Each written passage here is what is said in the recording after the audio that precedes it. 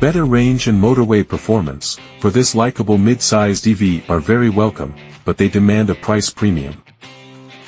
Design and styling. Towards the end of the last decade, Citroën set out on a path to give its future models an SUV look while avoiding the SUV drawbacks of a large frontal area and heavy weight that create more emissions.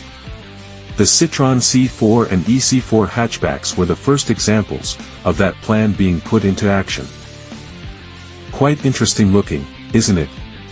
At 1,520 mm, it's 25 mm taller than a Ford Focus, and it runs tires with up to 60-section sidewalls, which are positively balloonish by recent standards. There's also lower body cladding for fuller effect, and a fastback sort of roofline. It's a little shorter than the Toyota CHR, itself barely a crossover, and again by about 25 mm. Who knew the BMW X6 would be so influential? This car has a less aggressive take on things, mind. Citroën is a company that's often willing to make its cars look a little unusual, and that doesn't do the C4 any harm. Some very minor modifications to the car's exterior boost its aerodynamic efficiency for the 2024 model year, and most versions of it continue with the same 134 brake horsepower, permanent magnet synchronous motor as before, and the same 50 kWh lithium-ion battery. But the headline inclusion is a new range-topping version of the car with expanded battery capacity and more motor power.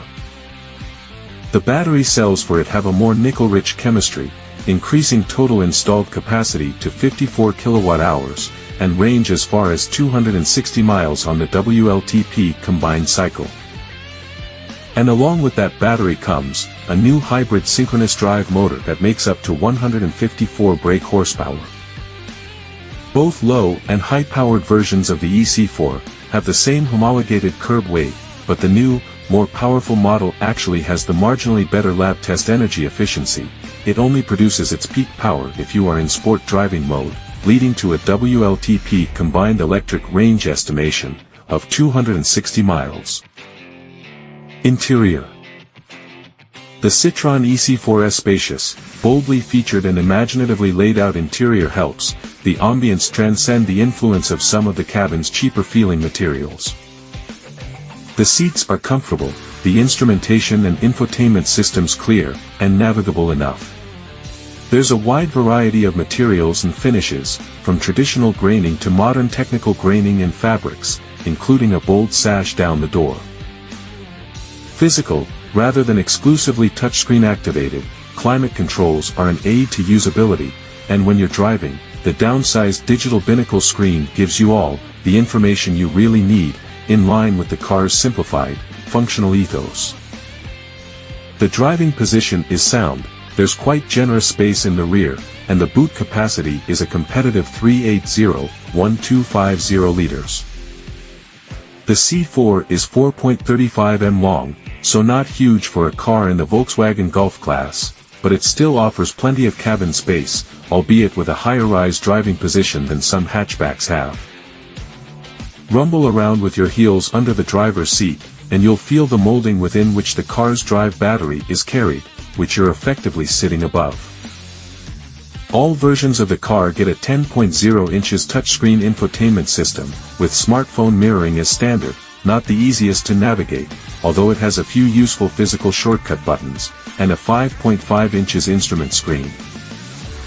Higher trim versions add connected navigation, heated advanced comfort front seats, premium audio and wireless device charging. On the passenger side of the car, there's also a storage drawer hidden in the fascia that's suitable for tablet PCs, and a pop-out dock you can use as a tablet holder, assuming your device fits inside Citroën's optional case. Engines and performance. There are 2 pedals and a small, simple gear selector in the e-C4, plus the option of AB mode, which gives greater lift-off deceleration but doesn't allow for one-pedal driving. There's always creep at low speeds, like in an auto. There are no controls for finer adjustment of battery energy regeneration, though, and while that keeps the driving experience simple, there are times when you miss them. The car has plenty of instant pickup around town, and as you accelerate up to the national speed limit, at which point the 134 brake horsepower of the standard models begins to feel more weedy. Even so, there's very respectable performance, and great drivability everywhere until that point. With the new top-level model, the extra motor power isn't so apparent when the e-C4 is picking up from low speeds, but it does deliver useful extra performance above 50 miles per hour, where that hybrid synchronous motor would also deliver most of its yield on improved running efficiency, you'd bet. The catch is that you have to remember to use sport driving mode in order to tap into the extra high-speed performance. If you don't, motor power is capped at the same 134 brake horsepower of the standard car, and torque is the same 192 pounds-ft at any rate. So that's our brief discussion this time. Hopefully it's useful. Don't forget to subscribe, like, comments and share for other latest video updates. Thank you.